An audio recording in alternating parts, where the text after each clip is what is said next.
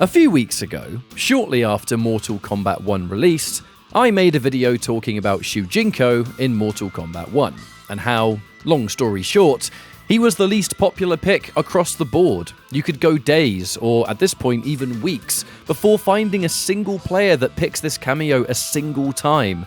And seeing as it has been some time since then, I thought I'd make almost an update video on where this cameo currently lies, because since then, there has been some tech discovered, and things that will not necessarily push him into Cyrax tier, but little extra elements that might result in Shujinko being picked for specific matchups or, in tournament play, a couple of key moments. Now, I'll try and keep this video as short and sweet as possible, but there's quite a bit to go over, and seeing as this cameo is so unique in the competitive level, I think it's worth making one about.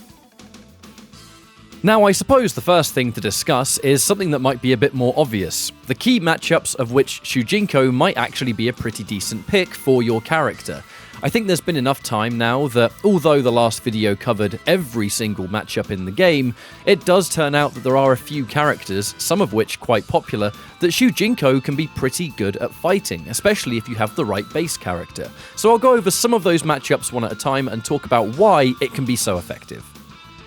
The first is Raiden. Raiden is incredibly popular in both casual and competitive play right now, for reasons I don't need to jump into. If you've played Mortal Kombat 1 online at this point, you'll already know what I'm talking about. The move that Shujinko takes for 2 bars of cameo is the launching, low, lightning-fast teleport. This is actually a big deal, because this move is normally kind of unviable on base Raiden because it costs 2 bars of EX to do a launch or a potential mix-up that you just don't really need to enforce on his own. It just so happens that Shujinko takes this move, which, just to remind you, is very expensive for base Raiden, costs you absolutely nothing. Versus how easy Shujinko is to build up in the heat of a real match, having this launching, fast, low attack is actually really useful. Not only does it function as a really good teleport, it is very hard to see on startup. What I mean by that is that if you pair Shujinko versus Raiden with a character that has some pretty dangerous overheads mid-screen, you've just introduced an overhead low mix-up, one of which is going to completely launch the opponent and not put you in a terrible situation. I think this is a really great situation to pick Shujinko, and seeing as I like to play Scorpion versus this character, having Scorpion's 1-2-2 with an overhead ender versus the 1-2 low teleport, that is a pretty scary mix-up for the opponent to have to defend against. Another character to focus on here is Geras. Not the most popular character by all means, but absolutely one of Shujinko's best matchups. You steal the 1-bar version of the launching sand pillar, so the single-use cameo is the sand pillar that, in most situations when paired with the conquest kick, will launch the opponent for no meter. This gives every single character in the game some kind of launching situation and access to a pretty decent combo. What matters most here is the time stop, the 2-bar cameo that Shujinko can use whenever he wants.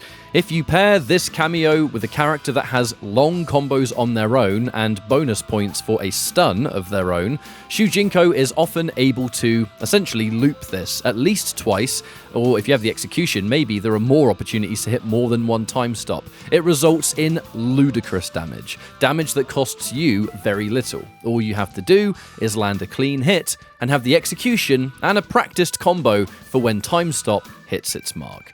Geras already doesn't have a lot of HP without taking a cameo to build that, so having minimum half-life damage on a single touch thanks to Shujinko can be a bit of a nightmare for him. And finally, as a proof of concept, I really want to talk about a very popular character that down the line we may see Shujinko used as, I don't want to say counterpick, but at least an evening of the odds for your own character. Kenshi. I've said, and you probably already know, that Kenshi with Shujinko, the 1-bar version's okay with the slash attack, the big one is Sento stance. The 2 cameo bar attack steals Sento stance. You can use it with every single character, and every single character has their own version of the insanity this stance can provide. It can give you loads of block pressure, really good combo damage, but truth be told, I think it lies in that block pressure more than anything else. You still have the mix-ups, and you still have your own base character of different offensive tools. There's a reason I've talked about characters first, and here is why. The official Mortal Kombat 1 Pro competition kicks off this week at East Coast Throwdown. What that means is that the Pro competition, aka the Pro Tour for the entire year's action, has its own rules in place. A very key rule is about cameo usage. Typically in fighting games, if you win a match, the opponent is allowed to change character, but you have to stay as the character you've selected. Here is where things get interesting for MK1. If you win a match versus your opponent and they change character, while you have to stay as your base fighter, you are completely allowed to change cameo. This could mean that in certain matchups, and I mean certain matchups, I don't think this will happen with everything, if your opponent goes to a character that Shujinko does an incredible job of fighting, like a Geras, like a Kenshi, you would be able to choose Shujinko for that matchup and keep a good situation for yourself. If this rule didn't exist, I think Shujinko would naturally have nowhere near as much use, but the existence of this could introduce this character to the competitive fray. But we've talked about different characters that Shujinko will take more than enough at this point. I want to talk about the tech, because there's a decent amount of it right now. The first to highlight, and something that was brought to my attention on social media by the user Cornered Curator, is that Shujinko's 1-bar cameo assist, that doesn't matter what character you're playing, will always function as an invincible wake-up attack. This doesn't function as a standard on-block reversal, it must be a wake-up attack, but you have true invincibility frames when using the 1-bar as you get off the ground. If the move is too slow, this obviously will not come out in time for it to function as a proper wake-up attack, but there are many 1-bar attacks that are fast enough that this will absolutely work in most situations. If you are a character with a weak wake-up game, you now have access to a wake-up attack that you didn't have before. This is going to be something that we have to see evolve over time, but the fact that Shujinko gives you a wake-up for free, and you're not spending any meter on it either, could in theory be a pretty big deal, and with moves like Scorpion Death Spin, Lime Flip Kick, these moves are really fast. Important to note as well that using a wake-up or a reversal cameo can sometimes alter its frame data. Something that's normally safe on block will now become unsafe when used as a reversal. Not Shujinko's moves. If you use these as a wake-up attack, it does not change the frame data at all.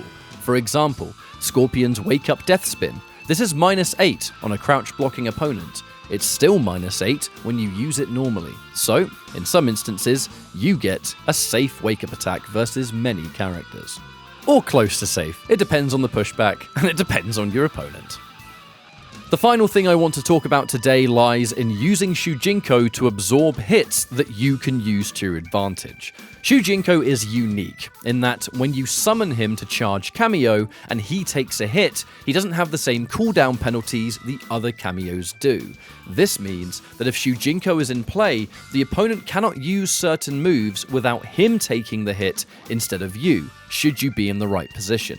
I like to play Scorpion with Shujinko, as I've said, and if I have a full screen, fast, stunning spear, and I see an opponent throw a single hit projectile my way, I will know that I win that trade for free. Shujinko will absorb a single hit projectile, you can react to their projectile startup, and you will just know that he takes it instead of you, and your projectile's going to hit them first. Shujinko will take a little bit of damage here, but it's nowhere near as much damage that you would have taken had the projectile hit you instead. And I know what you're thinking, this sounds almost crazy, there's no way this is going to work, but quite a lot of characters have single hit projectiles that they can establish to keep somewhat of a ranged game. A Baraka Blade Spark, Liu Kang's projectiles, almost every projectile he has will lose to Shujinko. Sindel's high or low projectile, although for Sindel you have to alternate between the high meditation and low depending on what projectile she's going to throw. Even Raiden cannot throw a projectile if he hasn't charged it. There are many other examples, but the fact is, if they have a single hit, you can reactively throw your projectile at them, and if your projectile garners massive reward, like a scorpion spear does, it can totally change the matchup and stop your opponent from throwing things at you. A more specific use of this can come down to opponents using projectiles in part of their everyday pressure. If it is a Lee Mei or an Ashura, I have seen some examples from Cornered Curator once again, where you can summon Shujinko on block, he will take the projectile they throw, and you can actually punish something that is normally unpunishable. This one is a bit more situational, I think, but the fact of the matter remains that Shujinko can absorb hits and give you a free punish. This is something I would love to see develop more over time.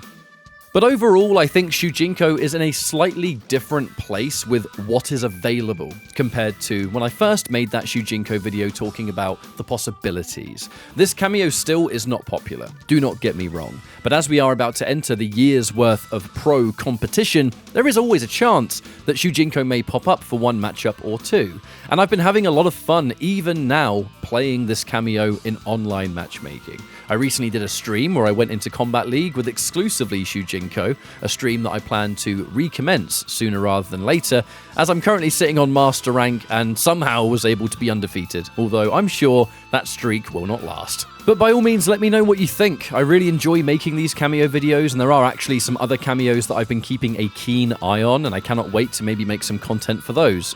Darius, I'm looking in your direction. Thank you all so much for watching. Let me know what cameos you would like me to explore. Take care of yourselves, and I will see you in the next video. Stay tuned, there's plenty more left to come.